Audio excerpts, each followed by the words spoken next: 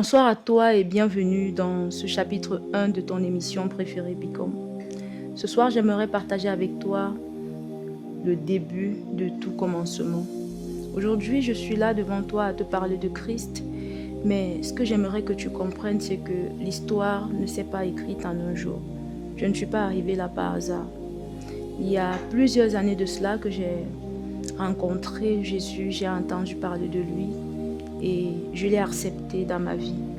Mais le commencement n'a pas toujours été facile.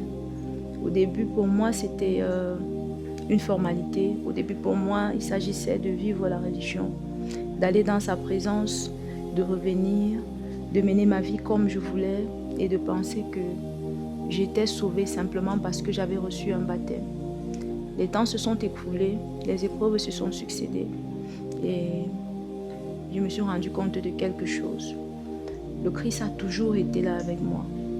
Pour commencer cette nouvelle saison, j'aimerais témoigner sa grandeur dans ma vie.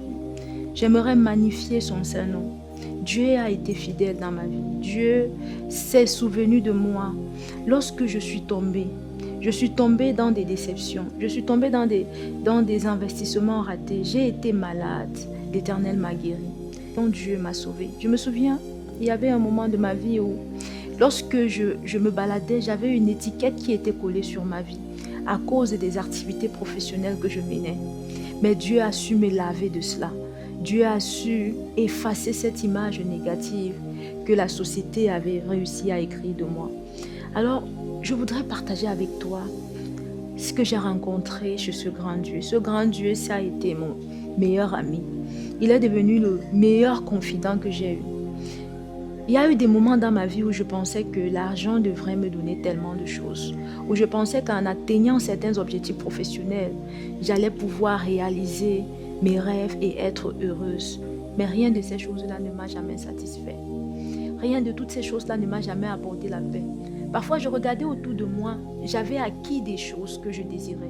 J'avais des personnes autour de moi, mais je me sentais toujours seule. Et je pleurais parfois lorsque je me retrouvais chez moi le soir.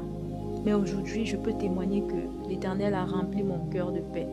L'Éternel a rempli mon cœur d'amour, un amour que le monde ne peut pas donner. La Bible déclare que Christ te donne une paix qui n'est pas comme celle que le monde te donne. Depuis que j'ai connu ce grand Dieu, je peux dire et affirmer qu'il est fidèle, qu'il a été bon, qu'il m'a racheté.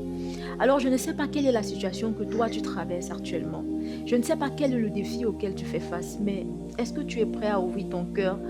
Il frappe, il se tient ce soir à la porte de ton cœur et il frappe. Et la parole de Dieu déclare, si tu ouvres, il va entrer et il va souper avec toi. Est-ce que tu es prêt à recevoir ce grand Dieu? J'aimerais simplement que tu élèves ta voix et que tu pries avec moi. Dis simplement, Seigneur Jésus, je te demande pardon, Père, pour tout ce que j'ai fait qui ne glorifie pas ton nom. Oh Dieu, efface mon nom dans le livre de mort et inscris-le dans le livre de vie. Merci, Papa, parce que je suis sauvée. Merci parce que tu m'accueilles ce soir dans ton royaume. Au nom puissant de Jésus. Amen. Alors, si tu as sincèrement fait cette prière, j'aimerais te dire que crois que l'Éternel t'a sauvé. Crois simplement et tu seras sauvé. Crois simplement. J'avais mes plans. Comme Jonas, j'avais mes plans. Mais Dieu avait un plan pour moi. Et son plan est parfait. Aujourd'hui, je peux te dire que je ne regrette pas de l'avoir choisi parce que son plan est parfait. Je prie que l'Éternel t'accorde de la grâce, toi aussi, de le recevoir. Nous sommes dans le premier chapitre et dans le chapitre 2, j'entrerai sur des aspects spécifiques dans ma vie et surtout, je te montrerai comment ce grand Dieu est intervenu et m'a visité et m'a restauré et m'a béni. Tu es béni pendant que tu partages cet épisode et on se retrouve lundi prochain pour un autre chapitre.